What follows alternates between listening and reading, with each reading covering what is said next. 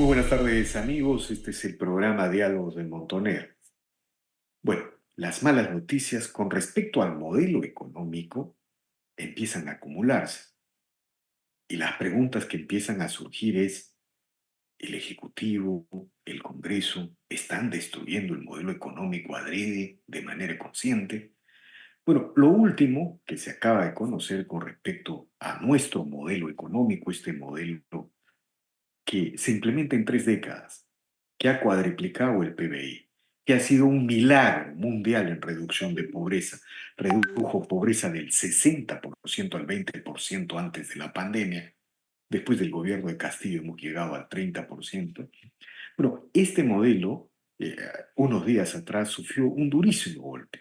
La calificadora Standard Poor's bajó el nivel de calificación del país y el Perú quedó prácticamente a un peldaño de perder el grado de inversión. Es decir, un peldaño menos y el Perú pierde el grado de inversión. Un grado de inversión que le ha costado a varias generaciones, como se dice, sangre, sudor y lágrimas. Claro, los colectivistas, los neocomunistas, los estatistas dicen eso no implica y no representa nada. Pero todo esto tiene que ver con la inestabilidad política, con la fragmentación política, tiene que ver con la grave irresponsabilidad que ha cometido Fuerza Popular al apoyar el séptimo retiro de los fondos previsionales, al apoyar la propuesta del señor José Luna y de Podemos. El Perú está al borde de desarmar su modelo económico. Y si a estos hechos le sumamos los temas del déficit fiscal, los temas de la informalidad, la situación es complicada.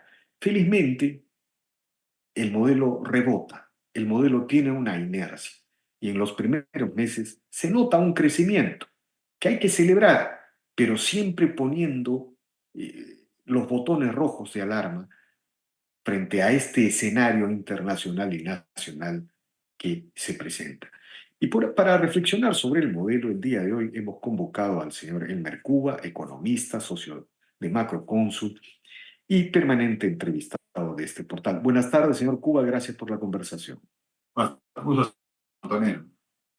Bueno, señor Cuba, quisiera preguntar, este descenso, esta rebaja en la calificación crediticia de Standard Poor's, ¿qué significa en términos en el mediano y largo plazo para el Perú?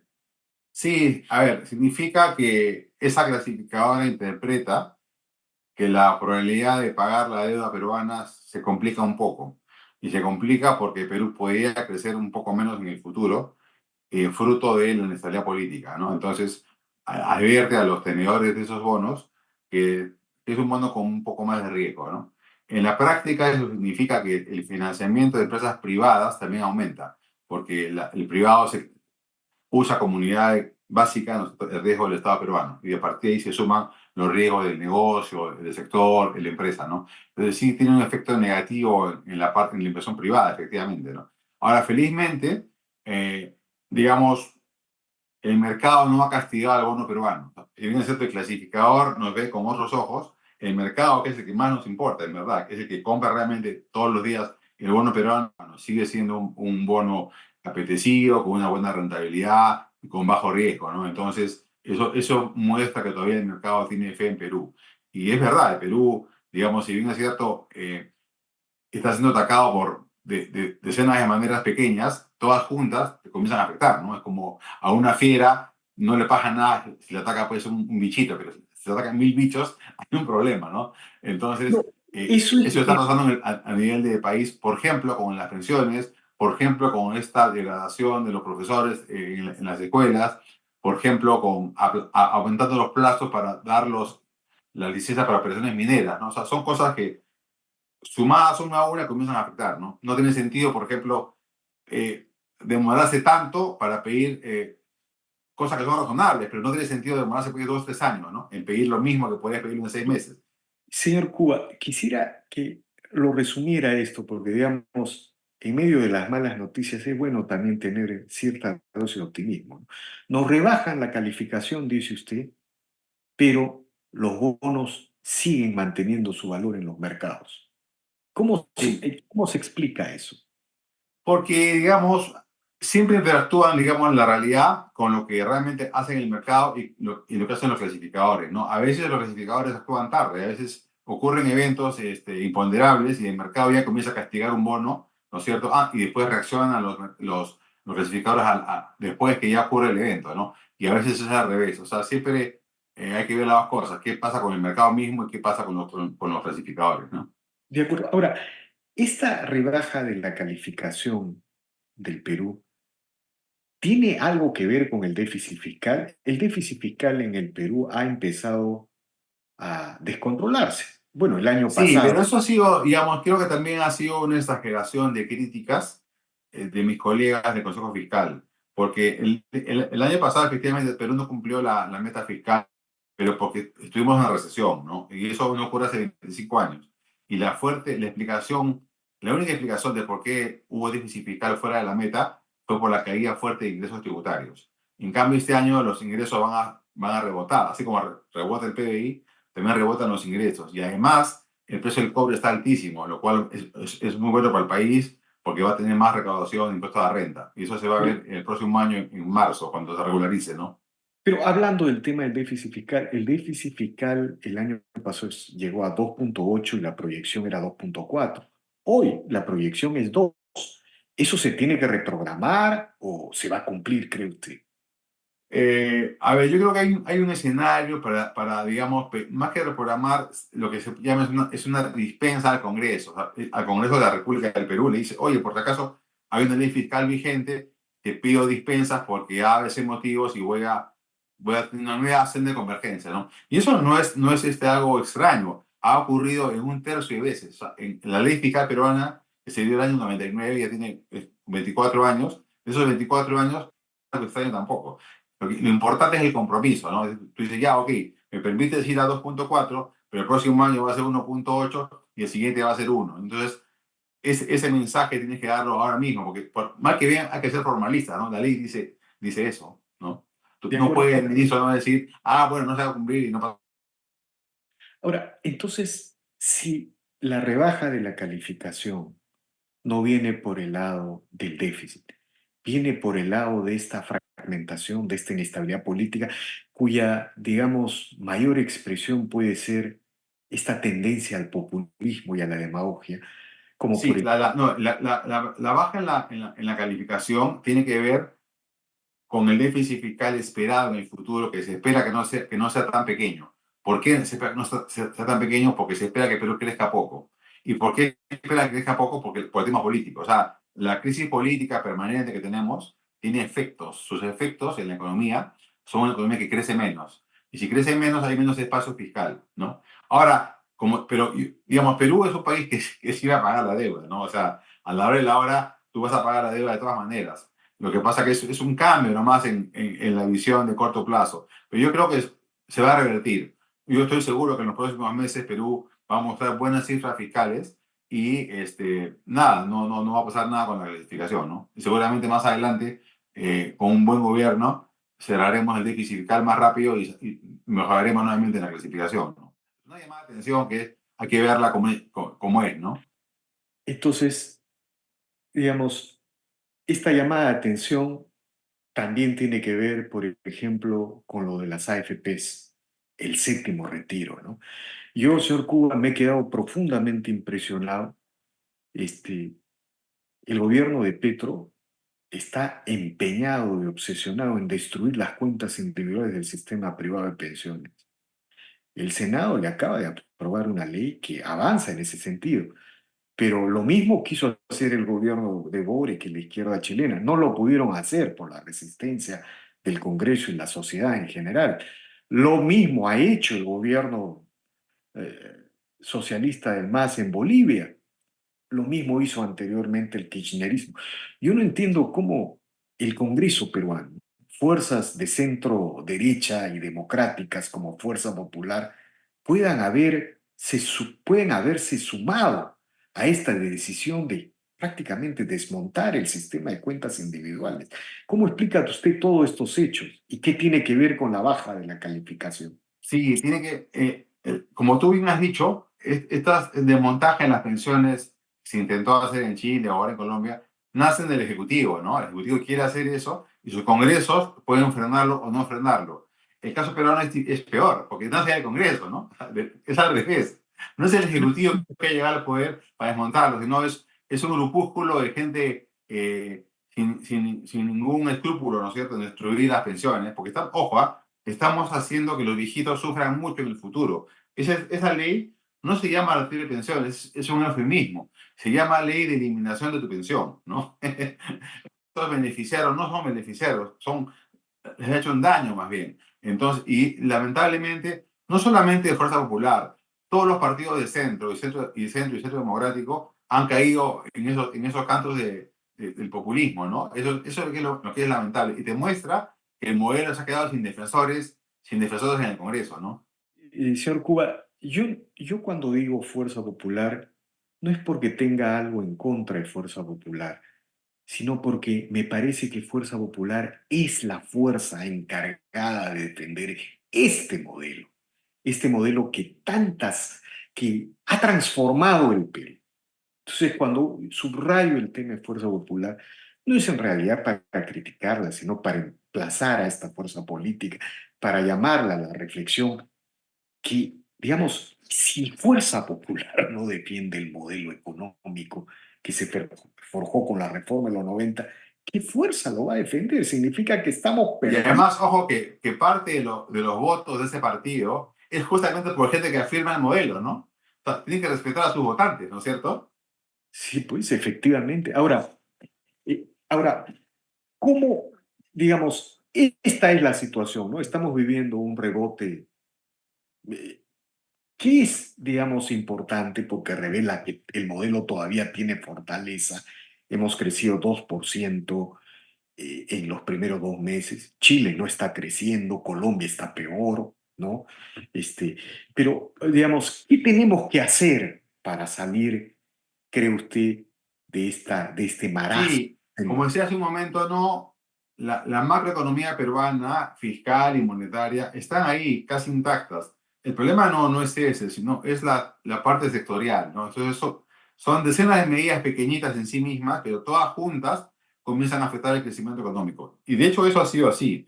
Hasta el año 2014 crecíamos en promedio 6% al año y ahora hemos pasado a crecer 3 o 2,5%, ¿no? ¿Y por qué razón estamos creciendo solamente un tercio o la mitad que hace unos años? No es por el precio del cobre. El precio del cobre hoy día está más alto que nunca, ¿no? No es el mundo que está más lento. El mundo sigue creciendo hoy día encima del 3%. Somos nosotros mismos los peruanos que hemos tenido un desorden en la cúpula política. O sea, la gobernanza política se está destruyendo. Es como que una empresa de pronto el directorio y los accionistas entran en trompo, ¿no es cierto? Y el gerente no les hace caso, ¿no? Es una acto de rebeldía del gerente y nadie lo controla, ¿no es cierto? Y todo hace lo que le da la gana. Eso pasa en Perú hoy día. Entonces, no es ninguna sola medida en particular la que nos ha afectado, son muchas de ellas. Entonces, lo que toca ahora es un rol defensivo y tratar de avanzar en cada una de ellas. Por ejemplo, en el tema educativo, no es menor lo que ha sucedido con los profesores, ¿no? Es algo muy grave. Si hubiéramos tenido una buena reforma educativa hace 20 años, hoy día tendríamos esos chicos ya saliendo de la universidad con otra educación.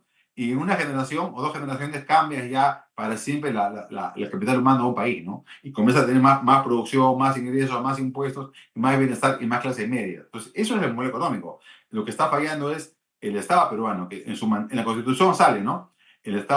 Perú es una economía de mercado y el Estado está encargado de velar por la educación y la salud. Y eso no lo está haciendo el Estado. O sea, el Estado mismo está fallando en su compromiso en la Constitución, ¿no es cierto? Esa es la falla. No es el modelo mismo, sino la gestión de ese modelo por la parte pública es la que está haciendo agua. Se me ocurren tres ejemplos. Ya hablamos de pensiones, ya estamos hablando ahora del tema educativo, que es grave, ¿no es cierto? Porque, ojo, el PBI se produce con capital físico y capital humano, la gente educada, ¿no? Es tan importante como la inversión privada, es gente educada. Son las dos cosas. Tú ves cualquier país del mundo desarrollado, no solamente por inversión privada, que sí la ha habido, es porque la gente también ha sido mejor educada. No hay ningún país del mundo hoy día capitalista desarrollado con gente no educada. No hay ninguno. O sea, tiene que haber educación. Eso es tan importante como te digo, como el capital físico de infraestructura, digamos, ¿no? Las dos cosas son claves acá.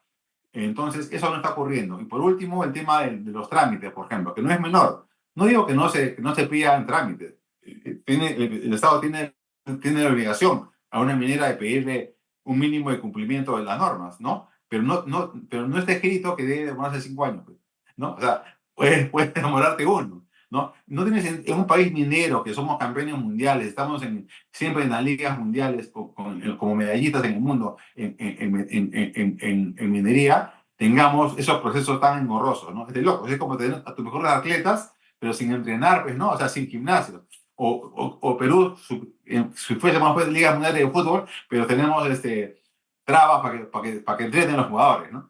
Eso hacemos con la minería. Somos campeones mundiales de minería y sin embargo ponemos plazos que son insólitos, ¿no? Que cuestan y no le cuestan al burócrata. Cada año de atrás en una unidad minera es un año menos de impuestos, ¿no? El Estado peruano ganaría mucho más de lo que está pagando en sueldos a esta gente que se demora. Lo que quiero decir es que podemos hacer 3 turnos, ¿no? 3 turnos en todas las instancias públicas encargadas de dar licencia, por ejemplo, y que se resuelva sin violar ningún paso, ¿no? Que se resuelva el tema en menos tiempo, porque es dinero que no llega, no llega el cano, y es la parsimonia, y es la inercia la que nos gana, ¿no? Entonces son pequeñas cositas del modelo que hacen que no se avance, ¿no? De acuerdo. Ahora, es evidente que lo que usted está señalando es que para que esto se reordene necesitamos predictibilidad hacia el 2026. Necesitamos que haya una fórmula viable, electoral, mayoritaria, que instaure y consolide el Estado de Derecho en 2026. Pero por otro lado, necesitamos hacer reformas inmediatas, ¿no es cierto? Si yo le pidiera una enumeración de, usted ya ha mencionado tres reformas, bueno, tres temas centrales, ¿no? Pensiones, educación, capital humano y tramitología. Pero si tuviéramos que mencionar en una lista, ¿no?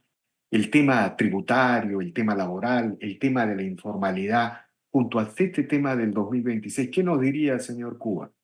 Hay un cuarto tema que es obvio, ¿no? El tema de la informalidad, tanto en su versión laboral como en su versión corporativa. Porque si que hay informalidad laboral, quiere decir que el jefe mismo también es informal, ¿no? O sea, no es el trabajador el informal, es la compañía misma, esa empresa, que es informal, que se atreve a violar la ley laboral, ¿no es cierto? Entonces, y tributaria también. Entonces, ahí no hemos calibrado bien, porque Perú como muchos países en desarrollo, es muy heterogéneo y tenemos una norma única, como que ya, por ejemplo, impuesto a la renta, en Perú es 29,5%. O que eso funciona para empresas grandes con buenas utilidades. Pero una empresa pequeña, imagínate que tú, un carpintero con 2 ayudantes, que gane, vamos a decir, en el mes corriente 3.000 soles, no puede pagar 1.000 de impuestos, ¿no? No lo va a hacer, ¿no? Porque es su vida. Entonces, no va a ocurrir. Por eso que puedes exigirle a esa pequeña empresa cuya utilidad es baja, que pague impuestos a la renta como si fuese grande, ¿no es cierto? Entonces, calibra, yo dije cero, 0 o 30, ¿no es cierto? Calibra eso que sea proporcional a tus ingresos, igual que las personas. ¿Para qué? Para que la mayoría de empresas comience a hacer poco a poco formal, que pague para y paso sus utilidades. Si tiene que gana poco, no paga, ¿no? Pero no puedes cobrarle desde el principio, desde el primer sol he ganado 30%, por ejemplo, ¿no? O los trabajadores, ¿no? Trabajadores con bajos niveles de formación, con bajos ingresos, no puedes exigirles de golpe y porrazo que aporte pues 10% para 10% para su jubilación y 10% para la salud, ¿no? Ahí, en ese momento, ahí se juega la formalidad, en esa frontera, ¿no? Ahí hay que ser más creativo. Por ejemplo, que el trabajador no tiene salud, que tiene CIS, ¿no? Entonces, y esto ya te abre la puerta para la formalización, ¿no? O que un trabajador de bajos ingresos no aporta el 10% de tu pensión, aporta 5, por ejemplo. Entonces, eso, que es lo obvio, ¿no es cierto? Permite que muchas, miles, decenas de miles de compañías y de personas pueden entrar a la formalidad poco a poco y de manera gradual. O sea, requerimos una norma gradual de aportes a la seguridad social, ¿no? Si no, si nos matemos rígidos, tenemos este mundo partido en dos, 70-30, ¿no? En cambio, si somos progresivos, ¿no? Y progresivos, pero universal, pero progresivos, puede bajar la formalidad de informalidad, digo, de manera importante, ¿no? Y con esos ingresos y con esa predictibilidad, el trabajador también tiene más estabilidad laboral, ¿no es cierto? Puede invertir en él, no está a Y, salto de matas, ¿no? y el otro asunto es la flexibilidad en los contratos de trabajo, que son muy importantes formalizar el empleo. Sí, eso es en la cúpula. Eso es una pelea de los formales. En los formales también hay un problema, que hay como hoy tiene muchos costos de despido, él hace contratos permanentemente, ¿no? Entonces tampoco genera pues una estabilidad y aprender en el empleo, ¿no? Es demasiado estrés para el trabajador también, ¿no? Entonces, ese absurdo que hayamos fallado ahí, ahí falló el TC, ¿no?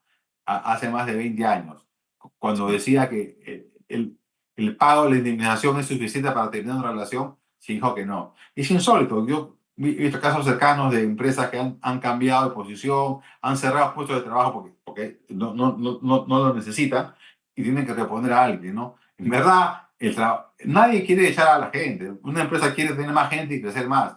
Cuando uno saca un trabajador es muy doloroso, ¿no? Es porque no puedes más. No es porque quieras vivir a costa de él, es porque no puedes pagar. Y a veces con la ley engorrosa no se permite hacer eso, lo cual es absurdo, ¿no? Y empuja no solamente a la informalidad, sino a la precarización de ese trabajo formal. Y es formal, ¿no? Eso es insólito, de verdad. De Como acuerdo. digo, entonces, son decenas de cositas, todas juntas, han hecho que el Perú no crezca a 6 y no crezca a 2. Y eso es grave, porque esos 4 puntos no los superan nunca. Ya pasaron, ¿no? Ya hay dos perritas hace 10 años. Si no hacemos nada ahora, más bien vamos a ser un país mediocre. ¿Por qué?